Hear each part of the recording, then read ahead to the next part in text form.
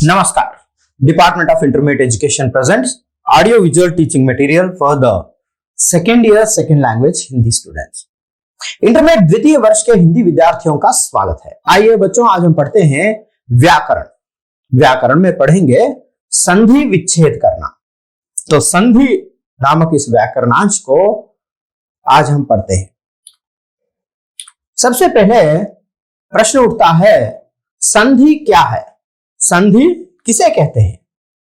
संधि का अर्थ है दो वर्णों या ध्वनियों के संयोग से होने वाले विकार को संधि कहते हैं। విద్యార్థులకు స్వాగతం। ఈ రోజు మనము వ్యాకరణాంశాన్ని చదువుతాం। వ్యాకరణంలో సంధి అనగా ఏంటి అనే విషయాన్ని చదువుతాం। दो वर्णों या ध्वनियों के संयोग से होने वाले विकार को या परिवर्तन को సంధి कहते हैं। అంటే రెండు వర్ణములు లేదా ధ్వనులు కలిసినప్పుడు వచ్చేటటువంటి మార్పును సంధి అంటారు। उदाहरण देखेंगे। यहां देखिए, सुर प्लस इंद्र। सुर प्लस इंद्र मतलब सुरेंद्र। यहां पर देखिए, सुर में र में अ की ध्वनि है, र में अ की ध्वनि है और इंद्र में ई है। और यहां पर अ और ई मिलकर सुरे ए बन गया।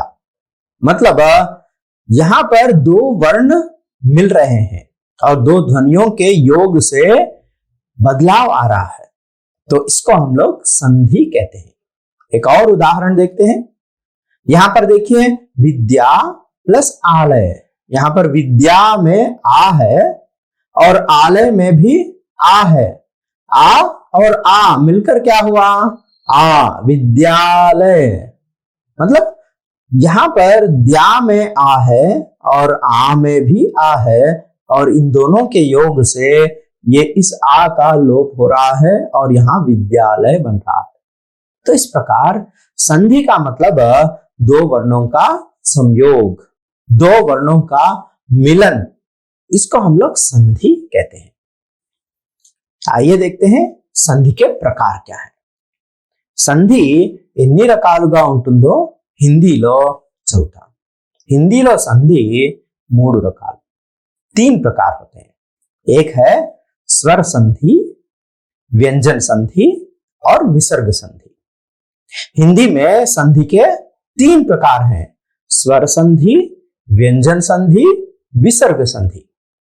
स्वर संधि किसे कहते हैं?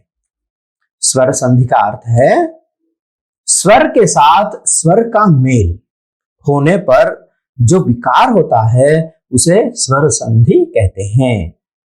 అంటే స్వరము అంటే అచ్చుతో అచ్చు కలిసినప్పుడు వచ్చేటటువంటి మార్పును స్వర సంధి అంటారు। అంటే అచ్చులతో అచ్చులు చాలా విధాలుగా కలుస్తాయి, వీటిని ఒక్కొక్క సంధిని ఒక్కో పేరుతో పిలుస్తారు। స్వర సంధి के 5 भेद होते हैं। అంటే స్వర సంధిలో 5 రకాలుగా ఉంటుంది। అవేంటో చదువుదాం।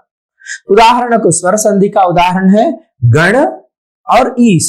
गणेश, ण में अ है और ई मिल रहा है, अ ई मिलकर क्या बन रहा है? ए बन रहा है।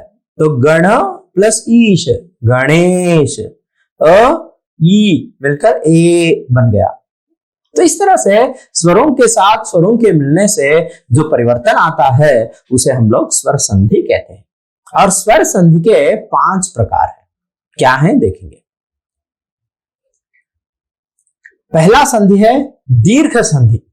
इसी को तेलुगु में हम सवर्ण दीर्घ संधि कहते हैं और संस्कृत में भी इसको दीर्घ संधि कहा जाता है।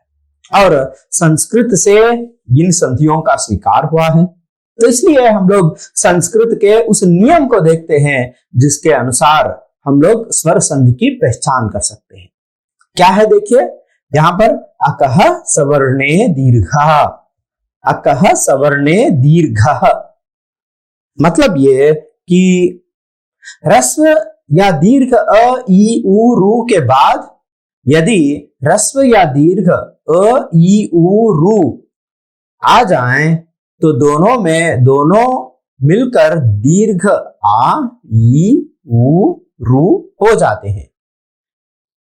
అంటే సవర్ణ దీర్ఘ సంధి అని దేన్ని అంటారు?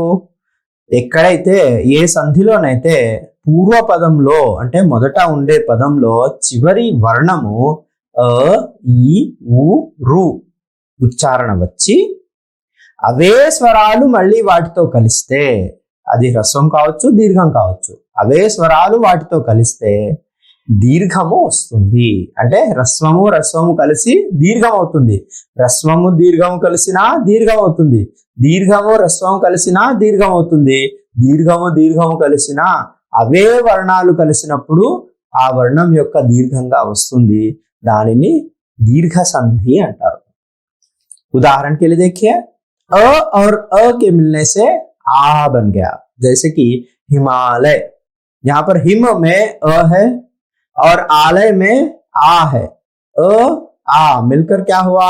हिमालय, मतलब आ बन गया, दीर्घ आ गया. तो उसी प्रकार से रवि प्लस इंद्र, ई प्लस ई मिलकर रवींद्र, दीर्घ आ गया. और उसी प्रकार भानु प्लस उदय, भानु में उ है और उदय में उ है, उ के मिलने से भानुदय, भानुदय, नु दीर्घ आ गया. और उसी तरह से पितृ प्लस ऋण, पितृण. ये दीर्घ री का उच्चारण हिंदी में नहीं है, फिर भी कुछ संस्कृत शब्दों का प्रयोग हम हिंदी में करते हैं, तो वहां पर इस दीर्घ का प्रयोग कर सकते हैं. दूसरा स्वर संधि है गुण संधि. అంటే రెండవ స్వర సంధిలో రెండవదేది గుణ సంధి. దీనికి సూత్రం ఏంటి? ఆద గుణః, ఇది సంధి सूत्रम. इसका मतलब क्या है? देखिए, इसमें अ आ के बाद ई हो तो ए, और उ आया तो ओ, और रू आया तो अर हो जाता है. तो इसे गुण संधि कहते हैं. అంటే గుణ సంధి అంటే ఏంటి? గుణ సంధి అంటే ఆలకు ఈ ఉ రూలు పరమైనప్పుడు అ ఈ కలిసి ఏ, అ ఉ కలిస్తే ఓ, అ రి కలిస్తే అర్లు వస్తాయి. దీనిని ఉదాహరణతో చూద్దాం. ఆలకు ఈ ఉ రూలు పరమైతున్నాయి. అంటే ఆ के बाद ई ऊ रू आते हैं. अ और ई मिलकर ए बनता है. जैसे देव इंद्र, देव में अ है और अ ई मिलकर देवेंद्र, ए बन गया. उसी तरह से अ के बाद उ आने से ओ बन जाता है. जैसे पर प्लस उपकार, पर में र में अ है और उपकार में उ है, अ और उ मिलकर क्या हो रहा है? वो बन रहा है.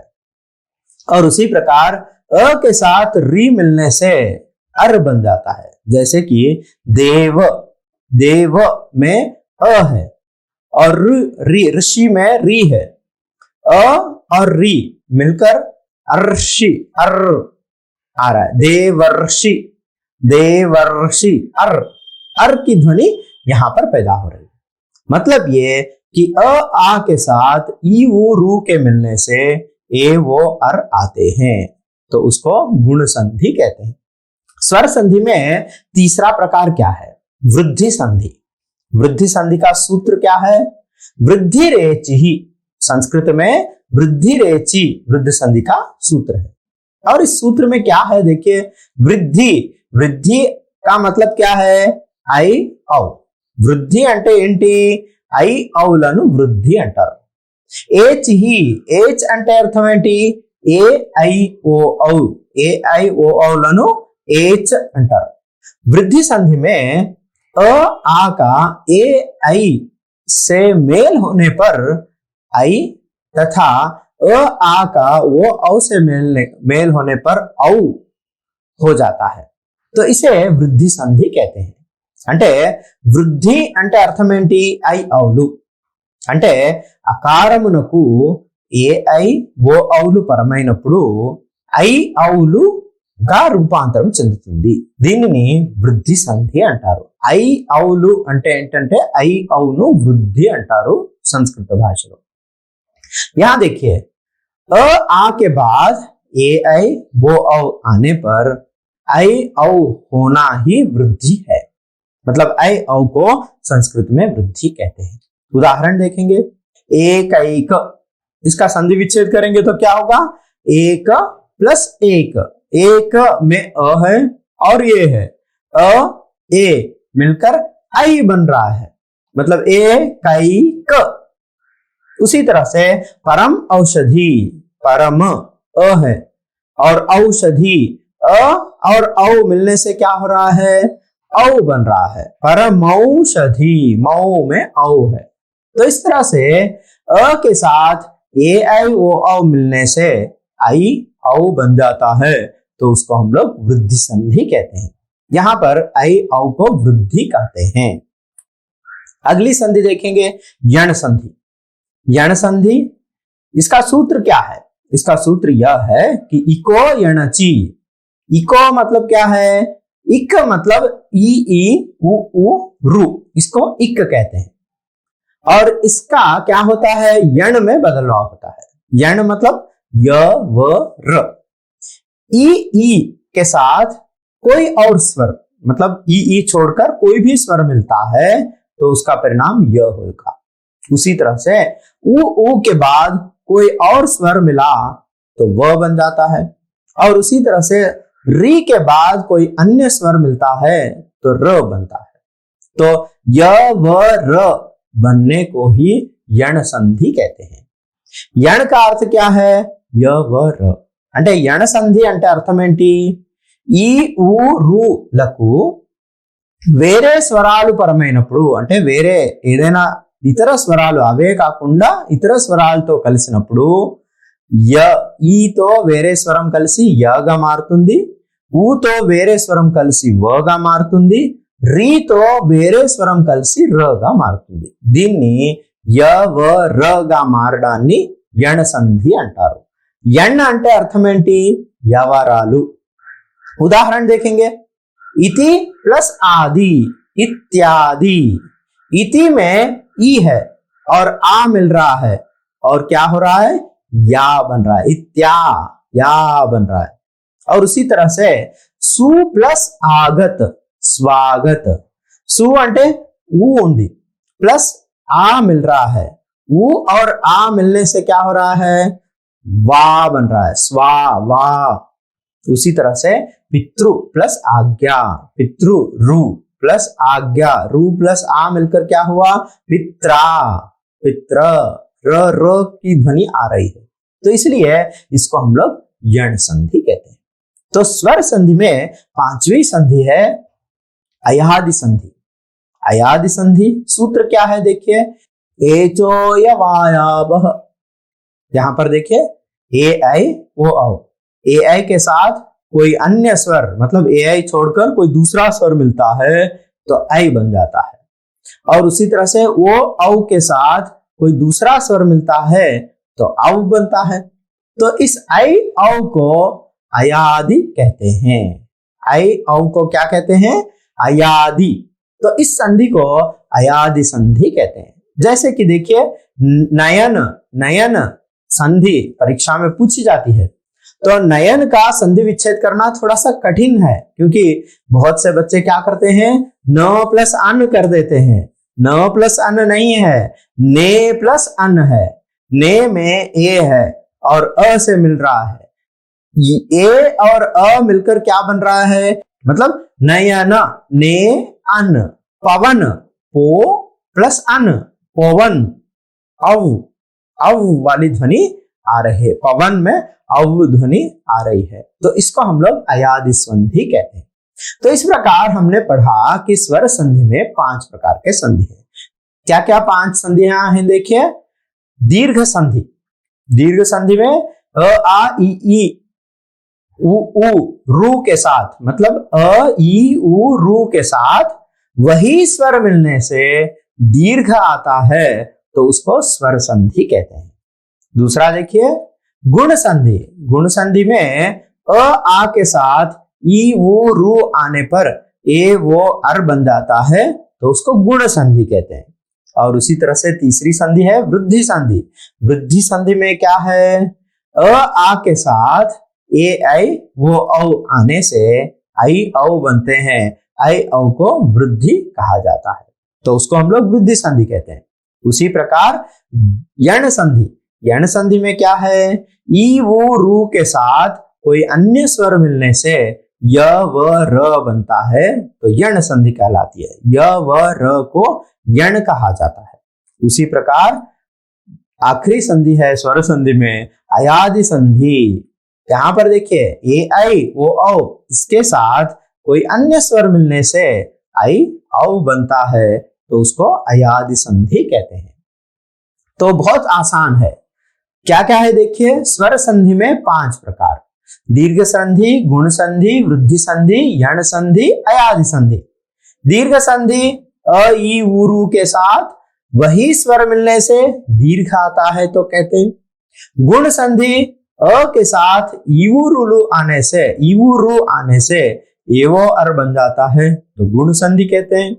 वृद्धि संधि अ आ के साथ ए आई वो औ आने से आई औ बनते हैं, तो उसको वृद्धि संधि कहते हैं। यण संधि ई वो रू के साथ कोई दूसरा स्वर मिलने से य व र बनता है, तो वृद्धि संधि कहलाती है। सॉरी, य व र बनता है तो उसको यण संधि कहा जाता है। उसी तरह से ए आई वो औ के साथ कोई अन्य स्वर मिलने से आई औ बनता है, तो उसको अयादि संधि कहते हैं। तो ये स्वर संधि के 5 भेद है। अब हम देखेंगे व्यंजन संधि क्या है। व्यंजन संधि बहुत आसान है।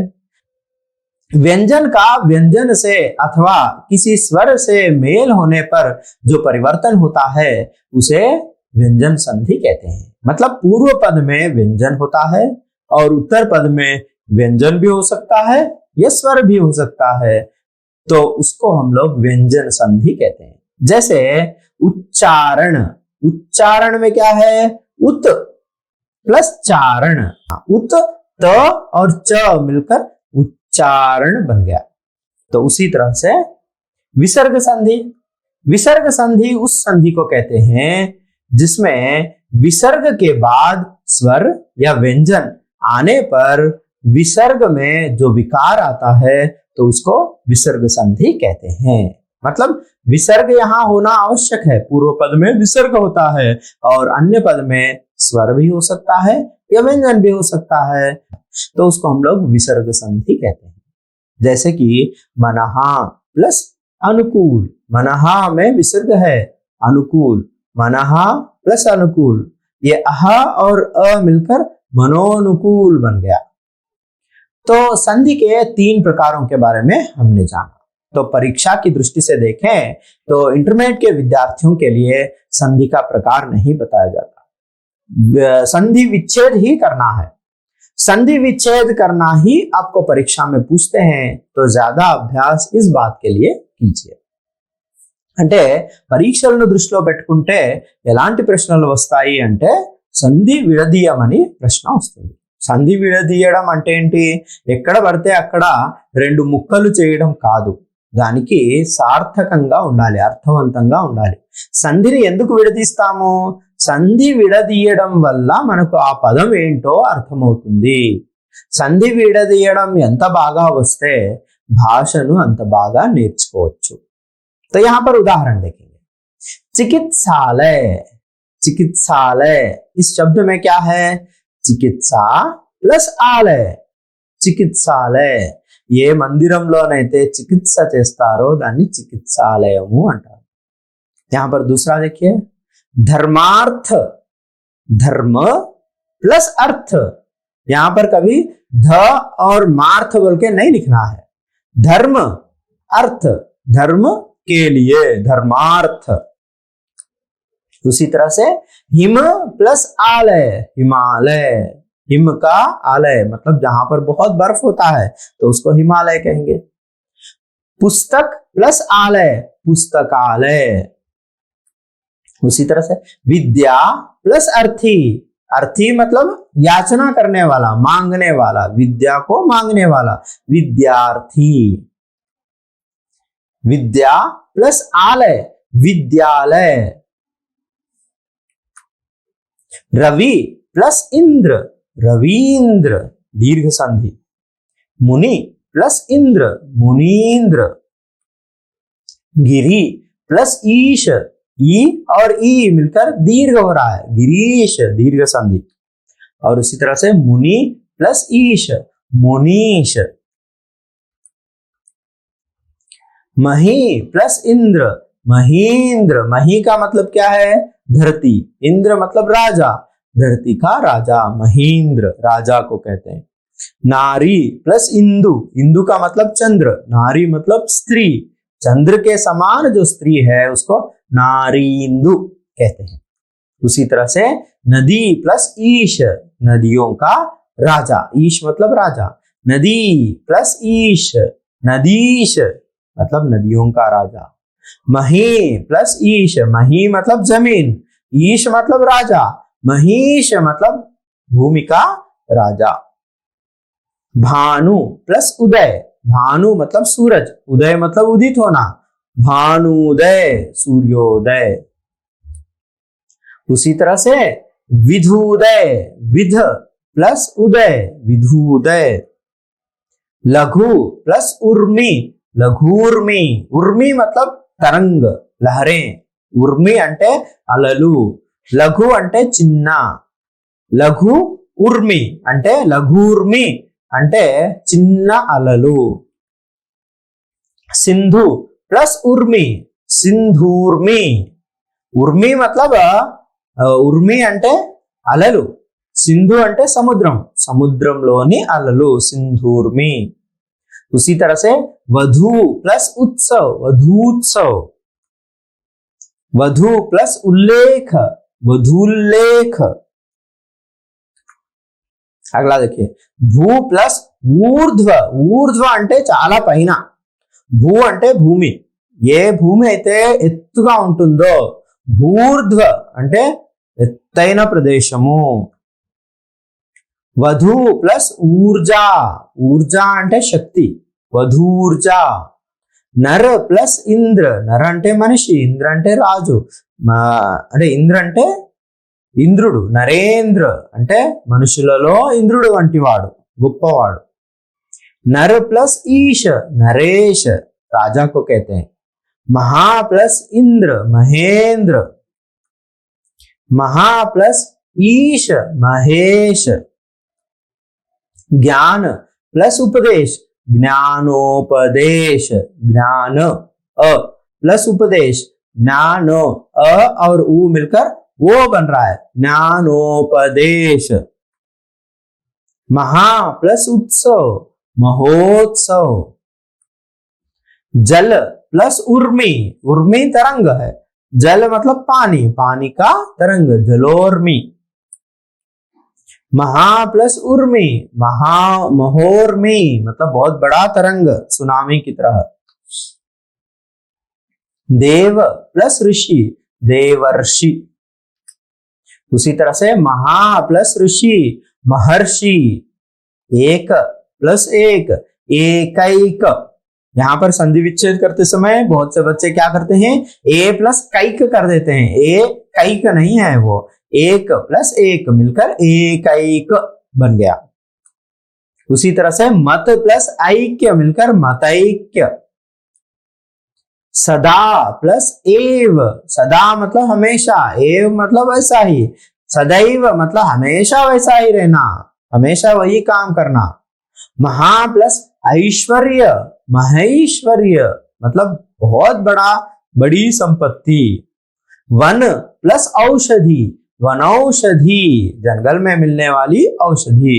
महा प्लस औषधि, महौषधि मतलब बहुत बड़ी वैल्यूएबल मेडिसिन। परम प्लस औषधि, परम औषधि।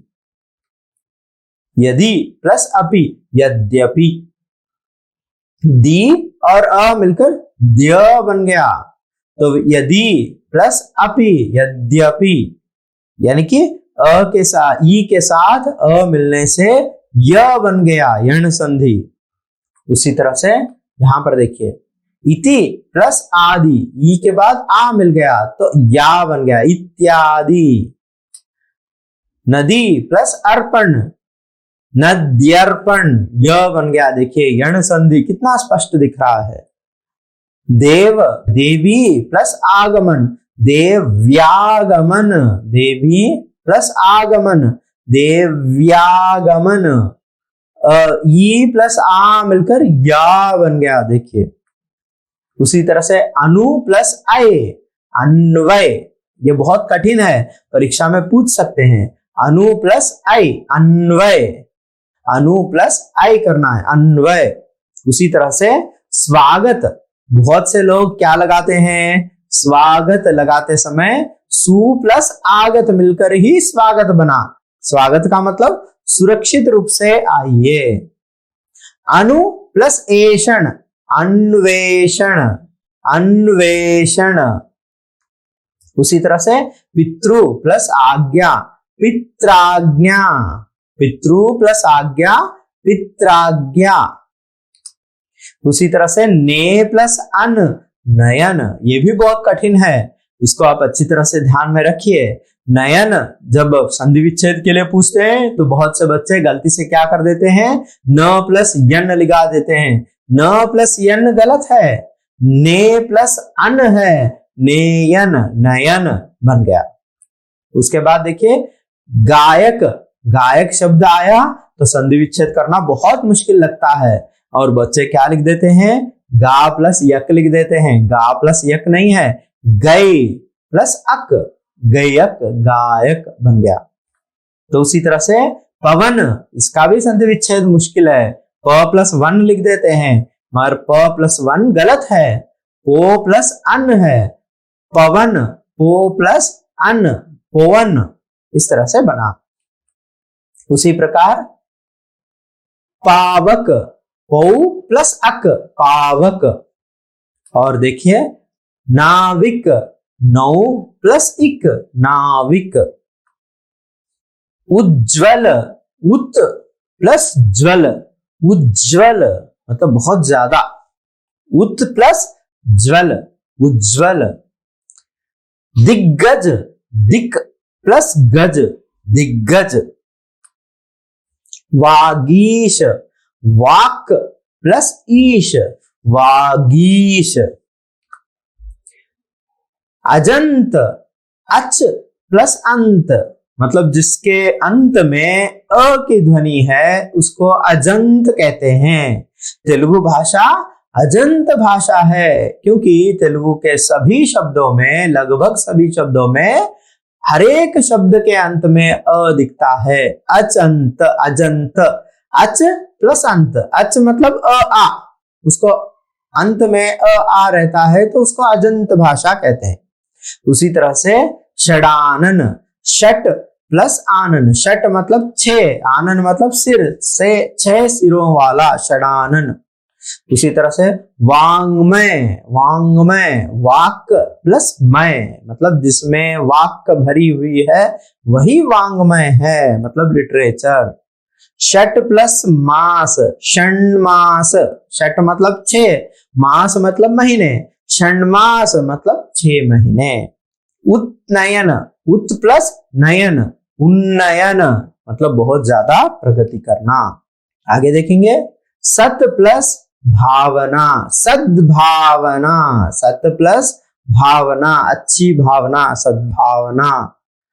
जगत प्लस ईश, जगदीश, जगत मतलब दुनिया, ईश मतलब स्वामी, दुनिया के स्वामी, जगदीश है।